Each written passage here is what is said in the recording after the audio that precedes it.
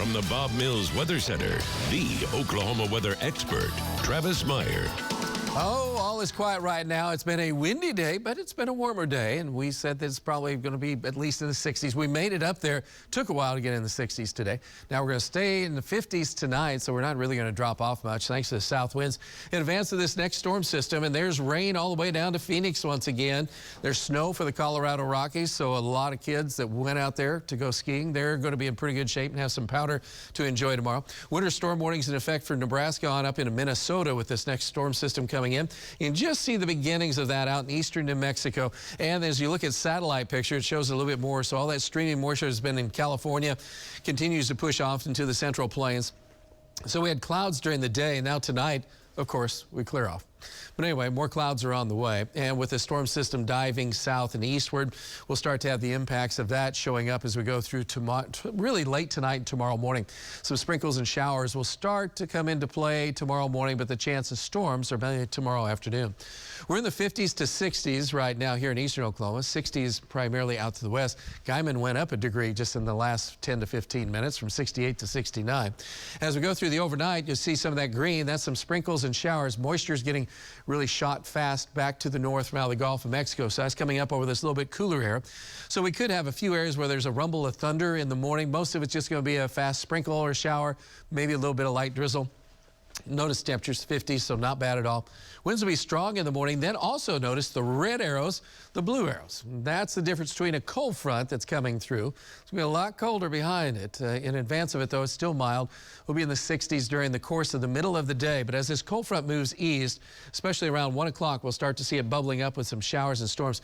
So it's slowed down just a little bit. What we're really concerned with was what's going on right here. Those storms are going to move east, and as they move east, a couple of these are going to be pretty big hail makers, and there could be a couple that are spinning, which means that we would have an isolated tornado. We'll have our storm trackers out tomorrow afternoon watching it. But again, the focus continues to be I-40 to the south. This is the main area where there's going to be a lot of moisture, a lot of energy available. And then to the north, we won't have to worry as much, but embedded in this could be some gusty winds and a little bit of hail. Behind it, temperatures will start to fall. They'll get a lot colder. By evening, we'll be in the 40s. As gusty north winds will be in and wind chills will be in the 30s. So it's going to feel a lot different than it did during the day with the south wind. And then that will all be out of the picture by early Friday morning. It'll be a lot colder and winds will be blowing. We'll be in the 20s. We could have some wind chills in the teens. So it is going to feel really cold getting you into your St. Patrick's Day. As we go through the day, it'll be partly sunny to sunny, but temperatures are going to struggle. We'll be in the 40s to around 50 degrees. Winds will die down late in the afternoon, but most of the day is a very windy day and a cold day. So between the severe weather of tomorrow afternoon and the cold weather on Friday, hopefully the weekend's better, right? Yeah, it's going to be about the same. Sunshine, temperatures will be only in the 40s. We kind of have a reinforcing shot of cold air coming in out of Missouri and eastern Kansas.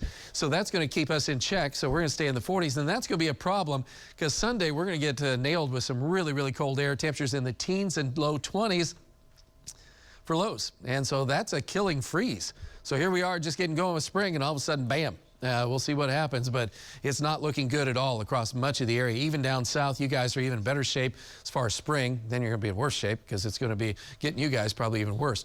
Temperatures will struggle again on into Sunday with temperatures in the 40s, but we do promise better weather with the extended forecast. Meantime, again, focus is on I-40 to the south, McAllister, any place from maybe Henrietta off to around Muskogee and then to Fort Smith, Poteau, Haskell.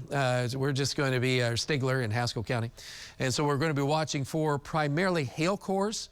There is a small chance of an isolated tornado, so don't be surprised on that, and we'll keep you updated on that. 55 as we look on into the morning. By the time we get into the noontime, we're in the 60s.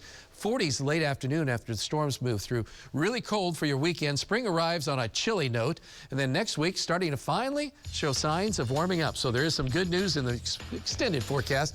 Meantime, get ready for tomorrow. It's time for sports.